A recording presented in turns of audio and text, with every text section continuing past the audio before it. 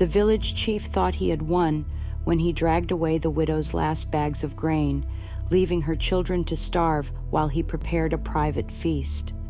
But as he opened his mouth to boast of his wealth the next morning, only a terrifying, hollow rasp emerged.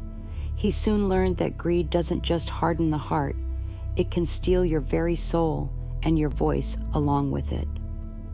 Before we continue, if you are new on my channel, please like this video and comment where you are listening from. Don't forget to subscribe and turn on the bell notification icon so that you will be the first to be notified anytime I drop a new story. Let's continue. Listen to me. This is not a calm day. This is the day Amara's food gets taken. Right now. Amara is on her knees in her small room. The floor is hard clay. It is cool under her skin, but her chest is hot. Her hands shake as she hugs 3 grain bags close. 3 bags. That is all. The bags smell like dry corn and dust. In the air smells like harmattan wind and smoke from far cooking fires. But in Amara's room, there is no food cooking, only fear. Behind her, her little boy, Kelechi, coughs. Small cough, weak cough, like a bird with no water. Her little girl, Zainab, rubs her eyes and whispers, "Mama, food?" Amara swallows. Her mouth is dry, like sand. Soon, Amara lies. Did you hear that lie? That is her flaw. Pride and fear holding hands, because Amara could have asked for help yesterday. She did not. And now the wooden door bangs. Bam! Bam! Bam!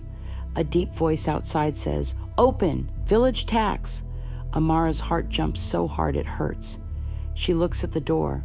She looks at her children, and she whispers, "No." Then the door opens anyway. It opens like it is not her door. 2 men step inside. They wear the chief's colors on their arm cloth, red and black. They hold long sticks. The sticks scrape the floor, making a sharp sound. Shh! And behind them comes Chief Dangana. He is big, not just his body. His pride is big too. His eyes are small and cold. His wrapper cloth is clean. Too clean for a village that is hungry. His skin shines with oil. You can almost smell the pepper soup in his breath, even though it is morning. He looks at the 3 bags like they are already his. Amara stands fast, too fast. Her knees knock. "Chief," she says, "please, those bags are for my children." Chief Dangana smiles like a man chewing sweet meat. "Amara," he says, slow, "the village is suffering. The rains failed. The sun burned the farms. The 2026 heat has no shame." He taps his chest. "I must keep order." Amara's voice breaks. "Order cannot eat. My children must eat." Chief Dangana's eyes move to Kelechi's thin face. For a small moment, just one blink, something changes. Then it hardens again. He points at the bags. "Tax." Amara steps in front of the bags, her arms spread wide. "No." The room is quiet for one breath. Then one guard laughs, a short laugh, mean laugh. "Widow," the guard says, "you want to fight the chief?" Amara's hands shake, but she does not move. She should be smart. She should play soft, but pride sits in her mouth like a stone. "Yes," she says, "I will fight hunger.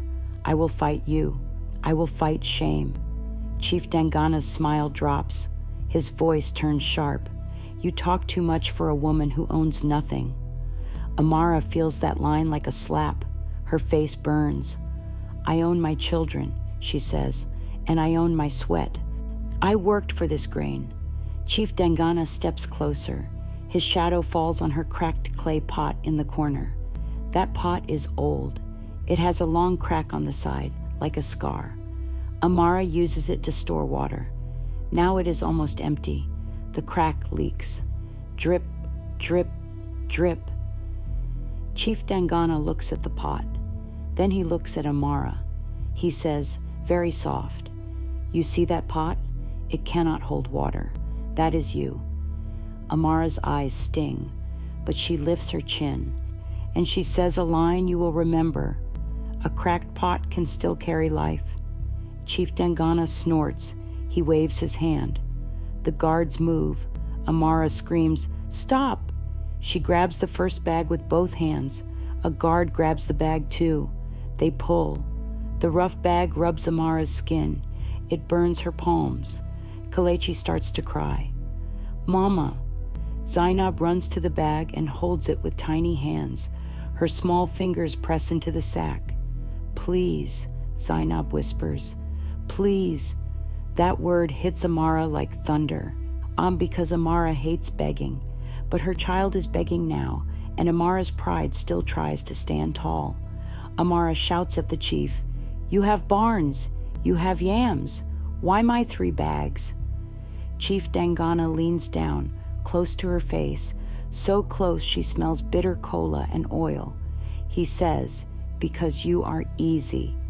Then he adds a line that cuts deeper. The poor are loud until the rich say, "Quiet." Amara freezes for a heartbeat. That heartbeat is all the guards need. They yank the bag away. Zainab falls. Her knee hits the floor. Thud. Amara bends fast to lift her, but in that second, the second bag is taken, and then the third. 3 bags. Gone. Amara's room suddenly looks bigger, like the walls moved away, like the food left and took warmth with it. Kalechi cries louder now. His cry sounds dry, no tears, just pain. Amara turns back, wild, and grabs for one bag. Her fingers touch it, and she feels something strange under the sackcloth. Not grain, a hard, smooth thing, unlike a small calabash gourd, round, hidden. Amara's eyes widen. "Wait!" she shouts. "That bag—" Chief Dangana's head snaps. "What?" Amara's mouth opens, then closes. Why? Because pride again. Because fear again. Because she does not want them to know she hid anything. So she bites her own words, and in that bite, she loses a chance. The guard lifts the bag, swings it over his shoulder, and walks out.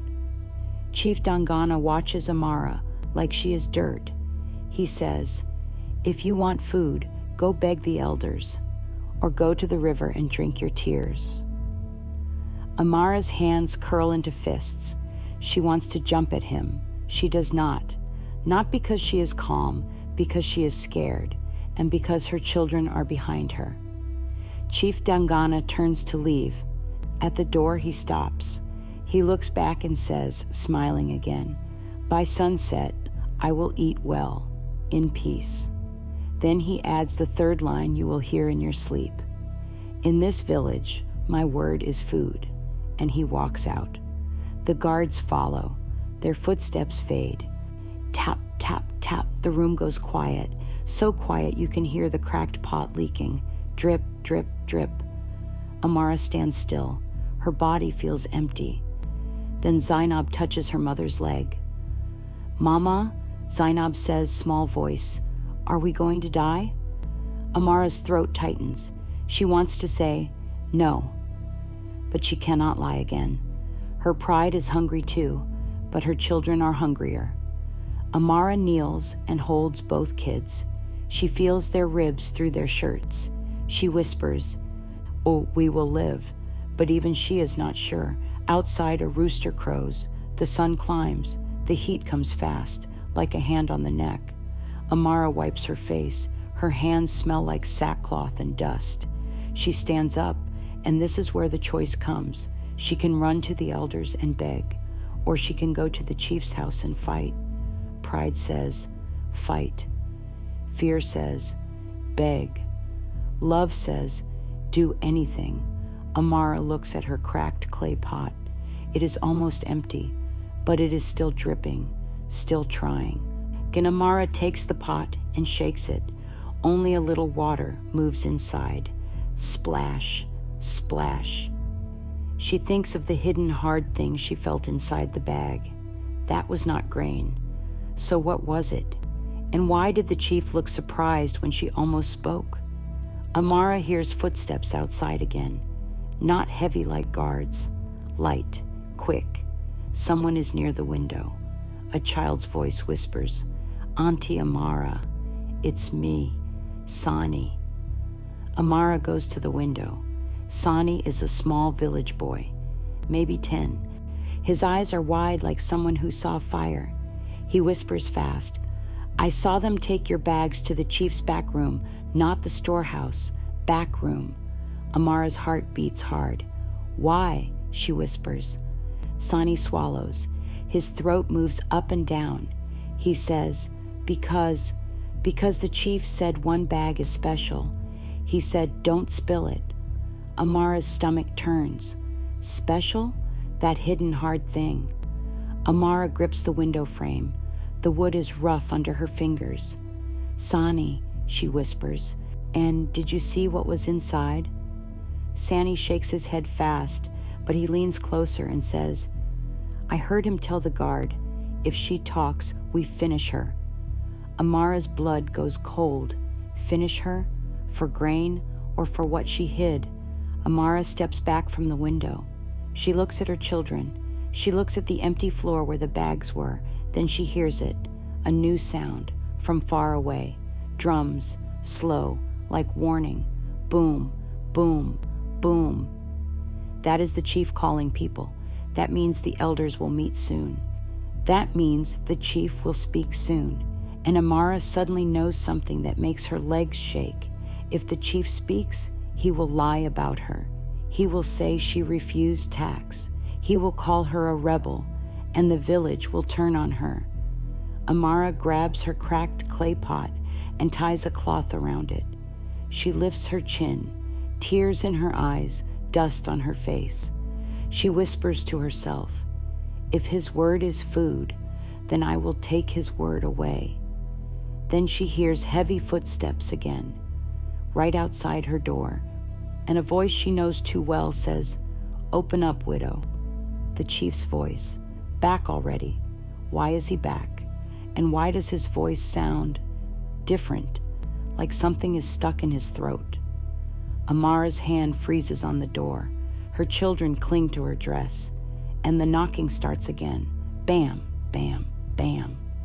The door begins to push inward, and Amara realizes whatever she hid in that grain bag, it has already started to change everything. Listen, you remember where we stopped. So Chief Dangana was outside Amara's door again, too fast, too soon, and his voice sounded wrong, like a dry leaf rubbing on stone. Bam, bam, bam. "Open up, widow," he called again. Amara did not open. Her heart was beating like a drum in her chest. Boom, boom, boom, boom. She held her cracked clay pot close, like it could protect her. Kalechi clung to her leg. Zainab hid behind her wrapper. Amara whispered, "Stay quiet, please." The knocking stopped. Then, silence, a long silence. Amara held her breath. Outside she heard the chief's guards talking in low voices. One guard said, "Oga, your throat." The chief hissed, "Shut up." But even that hiss sounded weak, like air leaking from a punctured tire. Then the chief said, "We go, later." Footsteps moved away. Tap, tap, tap. Amara stayed still until the sound was gone. Only then did she breathe out. Her breath came out shaky, like she had been underwater. Sani was still near the window, eyes wide. He whispered, "Auntie Amara, he is angry, very angry." Amara nodded. She knew. Angry chiefs do not sleep. Angry chiefs punish. And Amara had no shield, no husband, no money, just 2 hungry kids and 1 cracked clay pot, and a secret inside a grain bag. Amara crouched by her children. She touched Kalechi's face. His skin was warm, too warm, dry. He licked his lips like he was tasting air. Amara's chest tightened. If she did nothing, they could die before the next market day. That was the ticking clock. In not weeks, not days, tonight, maybe even before morning. Amara whispered, "Sani, where is the chief now?" Sani hesitated. That boy had his own fear. He wanted to help, but he wanted to live too. Amara saw it in his eyes, so she did something hard. She swallowed her pride. She lowered her voice. She said, "Please, Sani, help me." That word, please, felt like ash in her mouth, but she said it. Sani blinked. Then he nodded, quick. "He is doing a feast," Sani whispered. "Private feast. I'm behind his house. Only him and 2 guards. Amara's stomach twisted. A feast with her grain. She imagined the smell, hot soup, palm oil, smoked fish, and her children in an empty room. Her hands shook. Zainab whispered, "Mama, are we going to eat?" Amara forced a smile. A small one, a broken one. "Yes," she said, but her eyes were not smiling. Then Amara made a choice, not a safe choice, a dangerous choice. She said to Sani, "Show me a way to the back room." Sani's mouth fell open. "Eh? Auntie, you want to enter the chief house?" Amara's voice went flat. "I want my grain." Sani swallowed hard. He whispered, "If they catch you." Amara cut him off. "If I stay here, my children can die." That was the truth, raw and simple.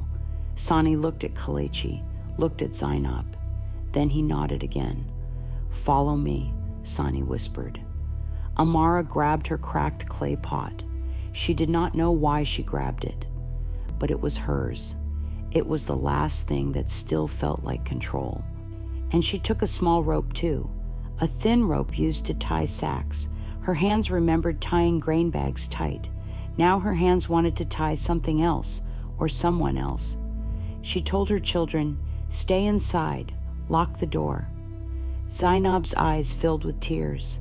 "But Mama." Amara kissed her forehead. The skin was salty from sweat. "I will come back," Amara said. Kalechi tried to stand.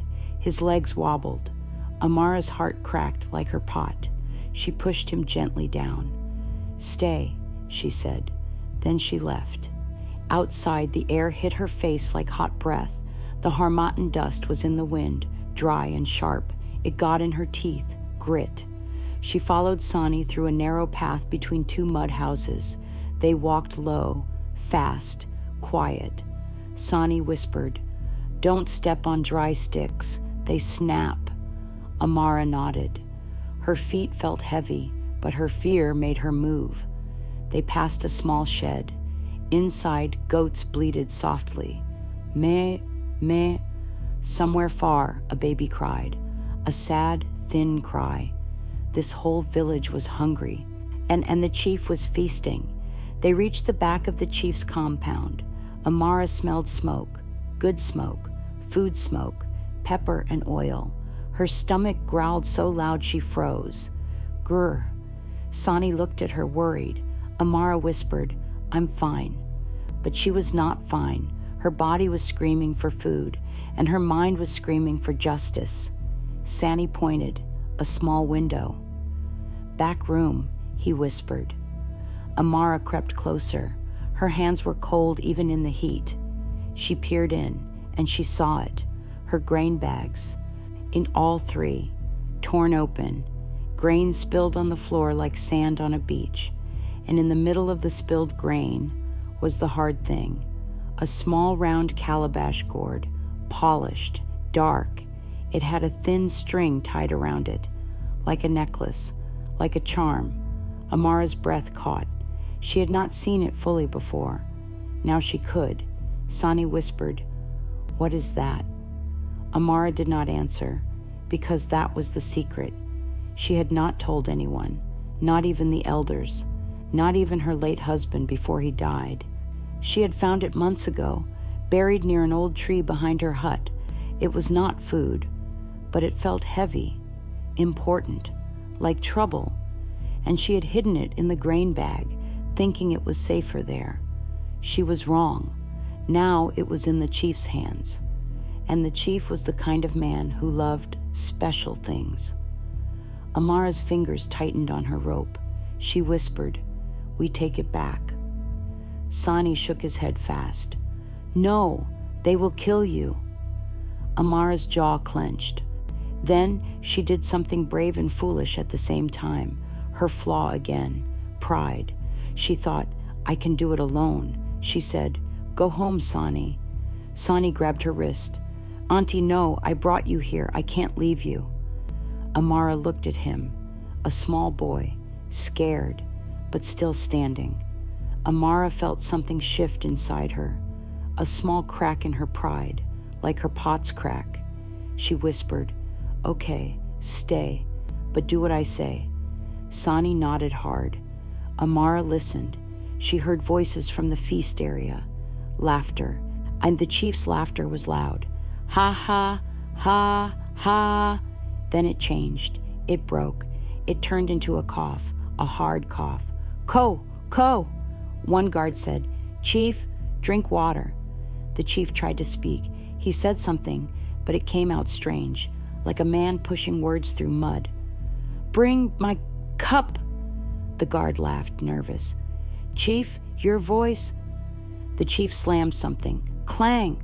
Don't talk about my voice, he snapped. But the snap sounded weak. It sounded like a tired dog barking. Amara's skin prickled. Something was happening, not because of medicine, not because of sickness, because of what he did, because of what he stole. Amara looked again through the window. The calabash gourd sat in spilled grain like an eye, watching, waiting. Sani whispered, now, they are busy eating. Amara nodded. They moved to the back door of the room. It was a simple wooden door with a weak latch. Amara slid her fingers under it, pulled. It opened a little. Creak. Amara froze. The sound felt loud, too loud. She waited. The feast area kept talking. No one came. Amara opened the door wider. They slipped in. The room smelled like grain and old wood. Amara's feet crunched on spilled kernels. Crunch, crunch. Sani winced at the sound. Amara moved faster. She grabbed one grain bag. It was lighter now since some grain had spilled. She tied it quickly. Her fingers moved like lightning. Then she reached for the calabash gourd. Her hand hovered. She felt fear, real fear, because the gourd felt wrong, like it was not meant to be touched by greedy hands or by scared hands, but she touched it anyway. The gourd was cool, too cool in a hot room, cold like river stone. Amara flinched.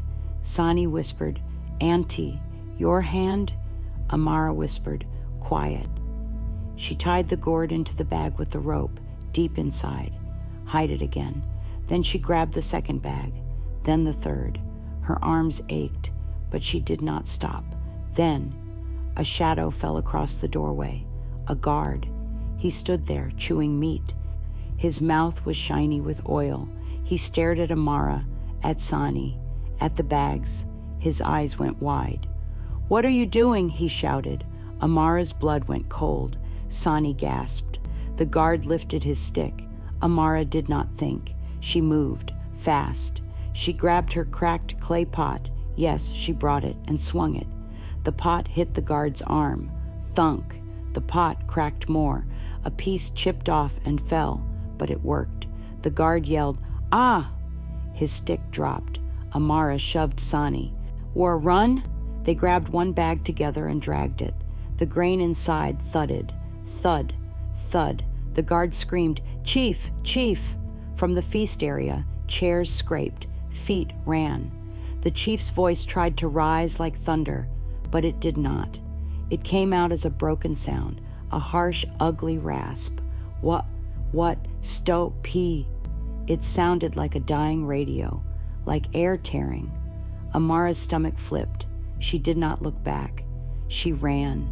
The dust flew up under her feet. It got in her eyes. She tasted grit and fear. Sani ran beside her, panting. Behind them, the chief's guards chased. One guard shouted, Catch her! Amara clutched the grain bag. Her arms burned. Her lungs burned. Her heart burned. And then she heard it. The chief himself was running too, and he tried to shout again. He tried to command, but his throat betrayed him. Steep. He pushed. Only a rough rasp came out, and then a sound like choking. Kay! Kay! Amara glanced back for 1 second, just one, and she saw Chief Dangana stumble. His hand clutched his throat. His face looked confused, scared, like a man who just lost his strongest weapon, his voice. Amara's feet kept moving, but her mind screamed a question. Is it starting already? Then the path ahead split, left to her hut, right to the Elders' Square. Amara's pride said, go home, hide. Her love said, go to the elders, tell the truth. And before she could choose, a guard leapt in front of her, blocking the path, stick raised. Sani stopped, trembling, and Amara hugged the grain bag close like a baby.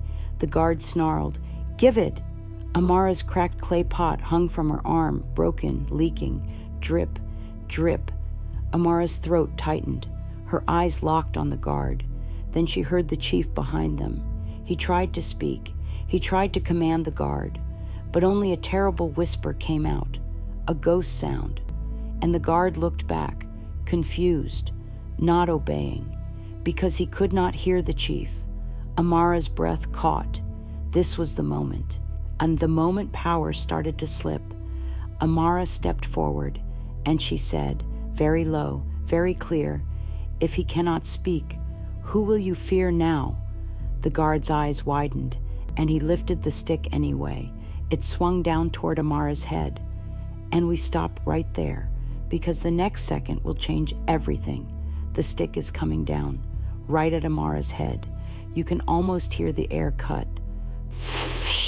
Sani screams, Auntie! Amara does not run. She cannot run. Her arms hold the grain bag. Her feet feel planted in the dust, so she lifts the only thing she has, the cracked clay pot. She raises it over her head. The stick hits the pot. Crack. The sound is loud, louder than the drums. The pot shatters. Water splashes over her face and chest, cool and sharp in the hot sun. Pieces fall to the ground. Clink, clink, clink. For a second, everyone freezes. The guard blinks. Amara blinks too, because something else fell out with the water. Not just clay, not just mud. A small object slides across the ground and stops between them. The calabash gourd, the one from the grain bag. The string tied around it glows wet. Sani whispers, Auntie, it followed us?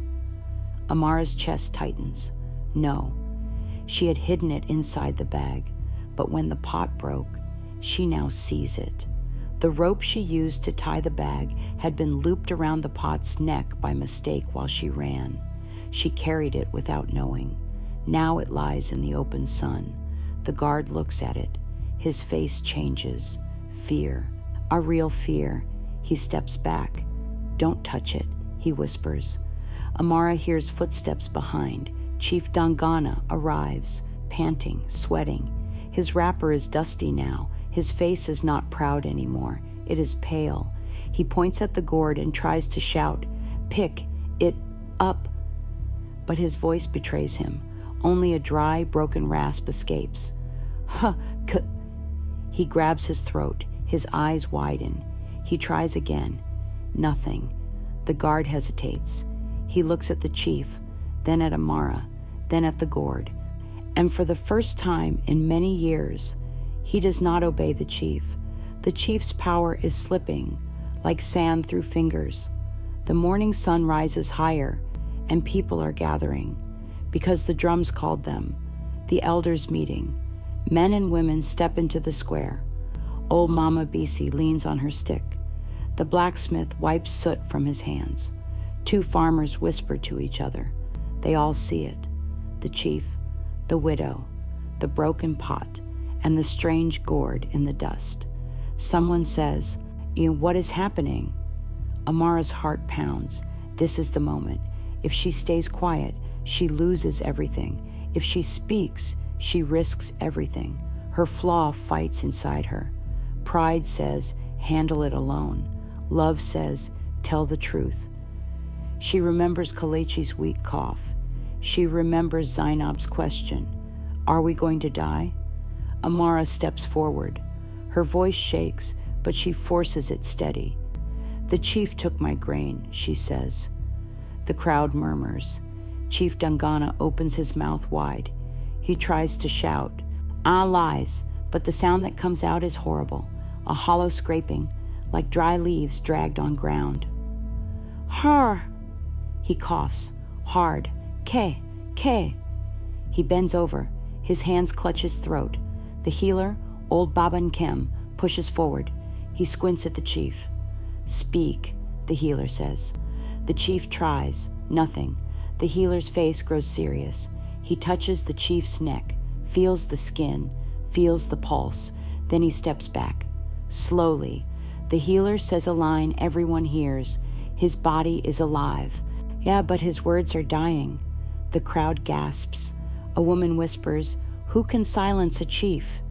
A man answers, "Maybe truth." Amara points at the grain bag. "My children were hungry," she says. "He took our last food." Chief Dangana shakes his head wildly. He stomps his foot.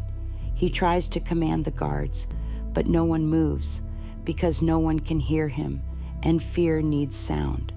Without a voice, authority weakens. The healer looks at the gourd. He kneels beside it. He does not touch it yet. He studies the string, the markings scratched on its side. Old symbols. He whispers, "Where did you get this?" Amara hesitates. The secret. She swallows. "I found it buried near the Iroko tree months ago."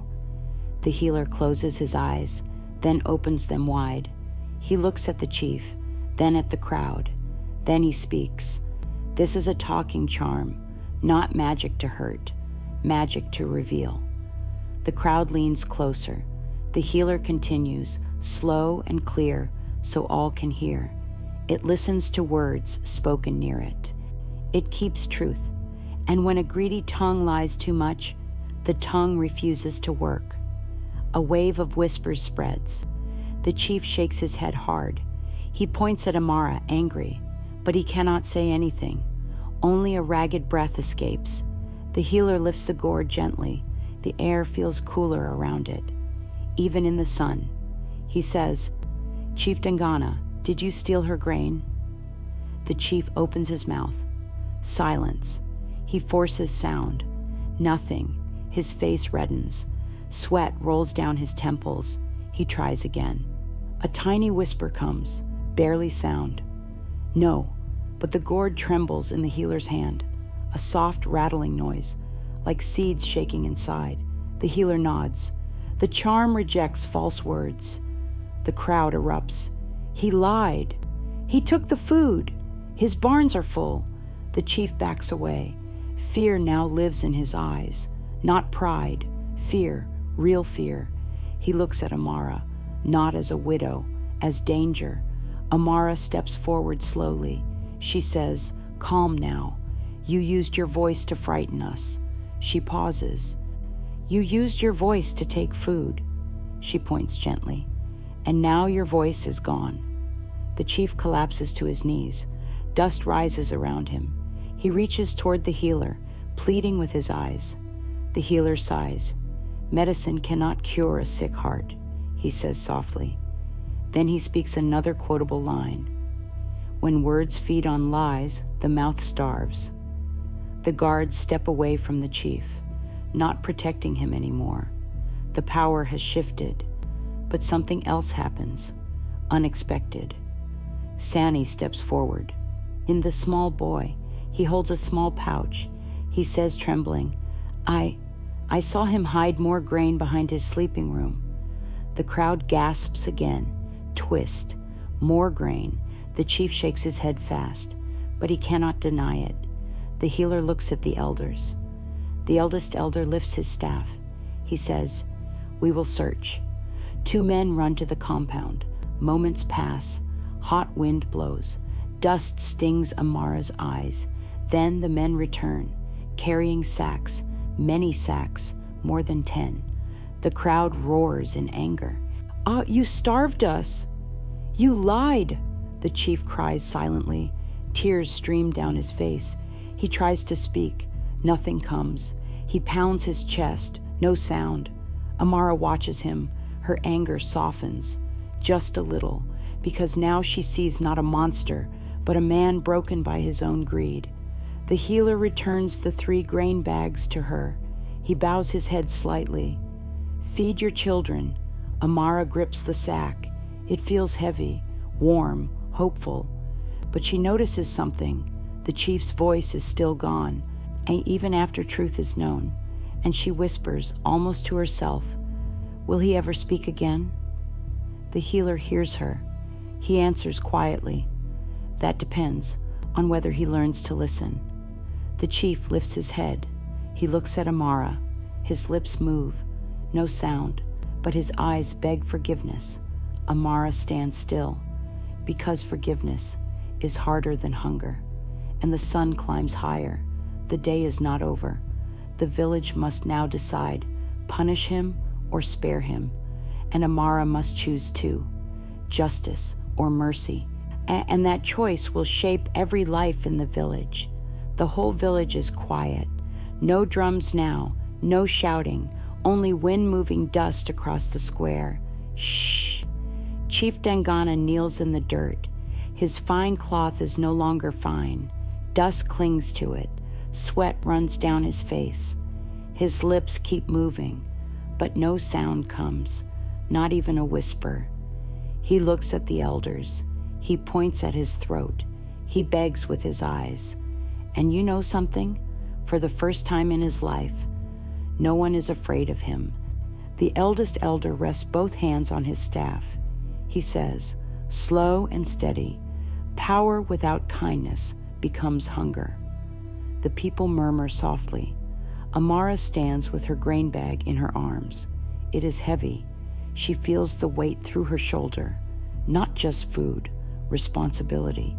Behind her, Kalechi and Zainab stand close. Kalechi leans on her wrapper. His voice is still weak. "Mama, are we safe now?" Amara looks down at him. She wants to say yes, but truth is better now. She kneels and cups his face. "And we are safer," she says gently. "Not safe, safer." The healer, Baban Kem, lifts the small calabash gourd again. It makes a faint rattle, like dry seeds. He says, "The charm has shown truth, but truth alone does not heal a village." He looks at Amara, then at the chief, then at the people, and he asks a question. What should be done? Voices rise. Remove him, send him away, make him poor, lock him in the barn. Anger fills the air like hot smoke. The chief trembles. He presses his forehead to the ground. He bows fully. A chief, bowing to everyone. That has never happened before. Amara watches him. Her chest feels tight. Her children are hungry. This man caused that. This man laughed while she cried, but she also sees his shaking shoulders, his silent sobs, and she remembers something. The day her husband died, the day she felt small and helpless too. She closes her eyes. Her pride wants revenge. Her pain wants justice. Her heart wants peace.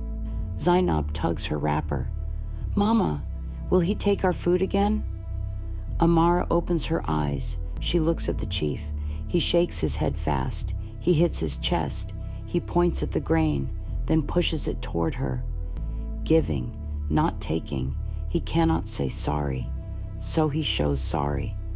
The healer studies Amara's face because the village is waiting for her. The widow, the victim.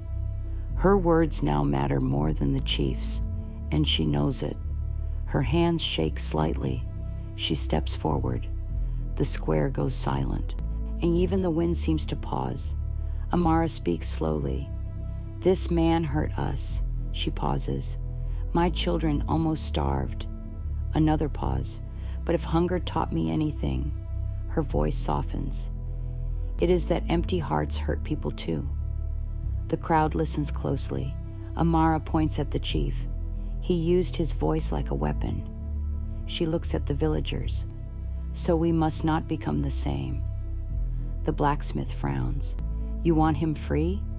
Amara shakes her head. No. She turns back to the chief. You will not rule anymore. Gasps. The chief looks up, eyes wide. She continues. You will work. She points at the farms beyond the huts. You will farm with the people. Murmurs spread. The healer nods slowly. Amara adds, you will eat last. Silence. And every season, the first harvest goes to widows and children. Now the murmurs change. They soften. The eldest elder taps his staff once. Talk. Wise, he says. The chief nods rapidly. Tears fall down his cheeks. He presses his hand to his chest again, then bows to Amara, deep, real. The healer raises the calabash gourd. He whispers softly, almost like talking to a child. Truth has been heard. Let mercy answer. The gourd rattles once, then becomes still. The healer hands the gourd to Amara. Keep it, he says. Amara blinks. Me? He nods. You hid truth without knowing. Now you will guard it knowing. She holds the small gourd. It feels warm now, not cold like before. Different. The symbol has changed. Before it held fear. Now it holds responsibility. Days pass. The chief no longer sits on the high stool. He carries hose. He digs soil. The sun burns his back. Sweat drips into his eyes. He works beside the same farmers he once commanded. No voice, only labor. Children watch him quietly. Some laugh at first, but later they stop laughing because he does not complain. He works. Every day, Amara cooks again. The smell of boiling corn fills her hut. Steam rises into the air. Kalechi eats slowly. Zainab smiles with food on her lips.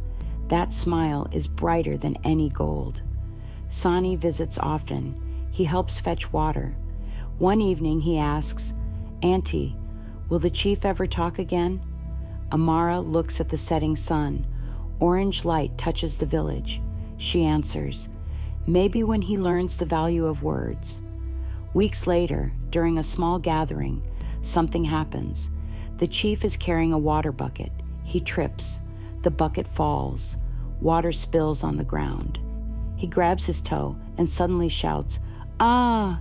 Everyone freezes. He freezes too. His eyes widen. He heard himself. A sound. Small, but real. The healer smiles. Not command, he says gently. Not pride. Pain. He steps closer. The mouth returns when the heart changes. The chief looks at Amara. He struggles. His lips move slowly. One word escapes. Rough, broken, but clear. Sorry. Amara's eyes fill with tears, not because she forgot, but because she remembers, and she nods once. The village breathes again. The lesson stays, not shouted, not forced, just lived, because wealth taken by cruelty fades, but kindness spoken carefully feeds people longer than food. And from that day, whenever leaders spoke in the village, they touched their throats first to remember words are power, but truth is stronger, and greed always costs more than it gives. End.